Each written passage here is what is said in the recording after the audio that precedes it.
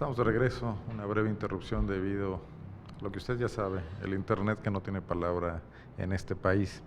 Vamos a hacer un enlace con Luis Fernando Macías, nuestro comentarista de los miércoles en Firmas de la Zona. Él es el director de la División de Ciencias Sociales y Humanidades en el Campus León de la Universidad de Guanajuato. Luis Fernando, ¿cómo estás? Bienvenido. Oye, muchísimas gracias, pues muy bien, ¿y tú qué tal? Pues aquí, batallando con las deficiencias tecnológicas de una nación de tercer mundo. Te escucho con el internet.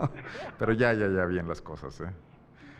Luis Fernando, ¿cómo estás? ¿Cómo ves el país y cómo ves la región en estos momentos?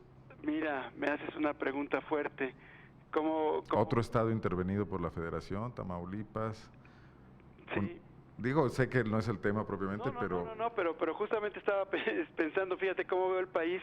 Uno va repasando las noticias. Bueno, pues ya Tamaulipas otra vez, en la una, ¿verdad? En la cabeza de las páginas. Mira, te quiero hacer una reflexión rapidita, no sé si vaya con lo que me ibas a comentar, pero estamos viendo una quiebra del viejo modelo federalista. O sea, la federación se está haciendo cargo otra vez del gobierno de los estados. Michoacán y ahora Tamaulipas parecen territorios como lo eran Quintana Roo y Baja California hace no mucho. Sus gobernadores prácticamente están como figuras decorativas. Pero lo enlazo con esto también, las organizaciones electorales de cada entidad, y aquí tenemos como el ejemplo al Instituto Electoral de Guanajuato, van a pasar también a ser subordinadas del nuevo Instituto Nacional de Elecciones. En la vieja polémica federalismo-centralismo en pleno siglo XXI, ¿cómo ves este regreso?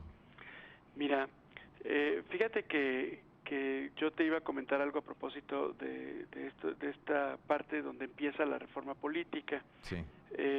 Bueno, mira, acudiendo a la historia y probablemente con algunos datos que tendrán que ser corroborados, llegó un momento a la mitad del sexenio de Carlos Salinas de Gortari en que prácticamente uno se preguntaba quién había elegido a los gobernadores de los estados. La mitad de ellos los tumbó Salinas y puso a los que quiso, ¿no? Así es, a la mitad de ellos, prácticamente la mitad del territorio nacional se quedó sin gobernadores por cambios, por intervenciones, por modificaciones, por atraerlos a la burocracia federal. El caso es que al final de cuentas el país, como pacto federal, pues poco valía, ¿no? Si uno se atenía a pensar que es desde la presidencia de la República que los... Aquí tuvimos a Carlos Medina por un acuerdo tomado en Los Pinos entre Diego Fernández de Ceballos y Salinas de Gortari. E implantó finalmente, digamos, esta norma de las concertas sesiones que acabaron justamente por dar origen a los nuevos institutos electorales, a las nuevas propuestas de organización, de redistritación y finalmente al nuevo Código Electoral de Procedimientos Electorales, Código Federal de Procedimientos Electorales. Entonces se veía, digamos, una reforma que iba a dar su lugar, digamos, a la federación y su lugar a los estados en términos de calidad de las instituciones que salvaguardaban la democracia. Con el pretexto, que no es un pretexto banal, de la violencia y de la desgobernación o desgobernabilidad o ingobernabilidad en los estados, se toman decisiones que por lo menos desde un cierto sector de la opinión pública parecían urgentes, ¿no? Que alguien venga a poner orden, que tiene mucho que ver con con esta idea de que de afuera nos vienen las grandes soluciones. Claro. Que venga alguien, porque aquí... De esta situación donde nos vemos como menores de edad, ¿no? Que venga el desarrollo de otro lado, que vengan las grandes transnacionales a decirnos cómo hay que trabajar, que nos inculquen una cultura del trabajo y de la participación ciudadana que venga de otras latitudes, que nos salven de nosotros mismos, ¿no? De un pueblo infantilizado, un pueblo menor de edad, un pueblo de derechohabientes y de estimados públicos, y no de actores sociales y de actores de la democracia. Es muy interesante contrastar, aunque no estemos en el mismo pie de igualdad. Cuando tú ves una noticia como la de la tragedia de los mineros de carbón en Turquía, que se encuentran, digamos, atrapados y donde se pierde la esperanza tecnológica de poder rescatarlos, a menos que sucediera un milagro, ponlo entre comillas, y encuentras que se aprovecha la situación para que la ciudadanía salga a la calle a hacer protestas, ¿no? Es decir, un accidente que inmediatamente pone a la población de cara a su realidad y que hace que la frustración social se canalice a través de la protesta y de la movilización. Movilización que al final del día no soluciona probablemente el problema de devolver a la vida a los trabajadores, pero que da una idea de conciencia y de fuerza social.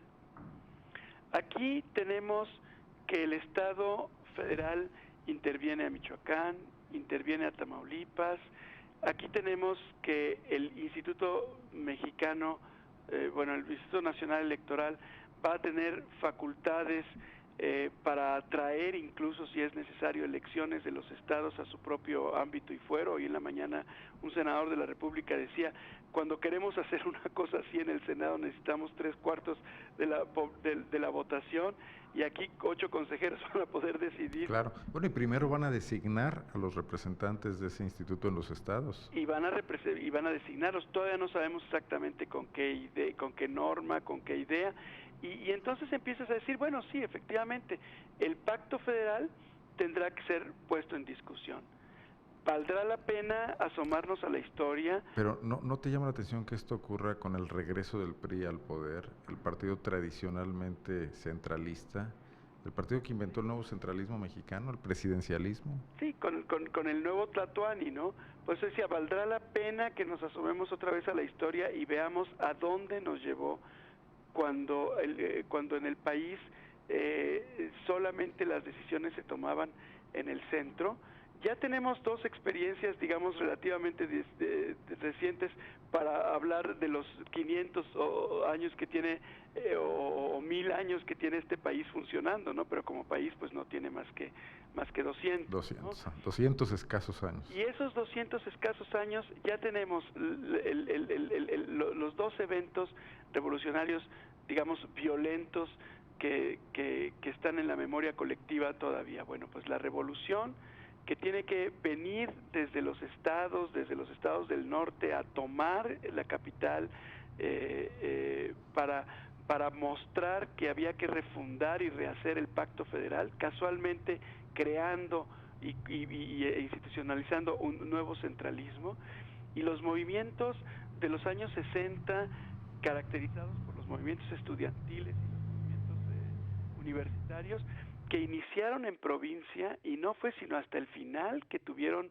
una característica digamos nacional en la federación, y que surgen de manifestaciones ciudadanas de hartazgo por el centralismo y por la dominación federal. ¿Qué vamos a tener ahora?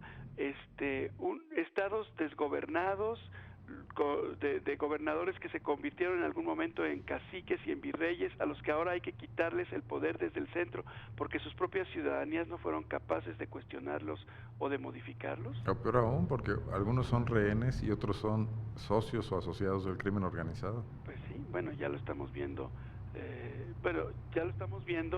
Un gobernador interino de Michoacán preso. El gobernador interino de Michoacán preso, 4 presidentes municipales aparentemente ahora en la cárcel, no necesariamente por un michoacanazo entre comillas. Claro. Y bueno, a la hora que le metan la mano a Tamaulipas vamos a ver cosas. Lo seguimos platicando, si te parece, la semana que entra, pero ya es un gusto que estés constantemente aquí cada miércoles, porque siempre nos aportas cosas muy importantes. Oye, pues muchísimas gracias por tu invitación y un saludo a todo tu público. Un día por acá en el estudio, Luis Fernando, ¿no? Ya te recordaremos. Claro que sí, muchas gracias. Muy amable como siempre. El doctor Luis Fernando Macías, sociólogo, director de la División de Ciencias Sociales y Humanidades de la Universidad de Guanajuato en su campus León. Hago una pausa, vamos a platicar.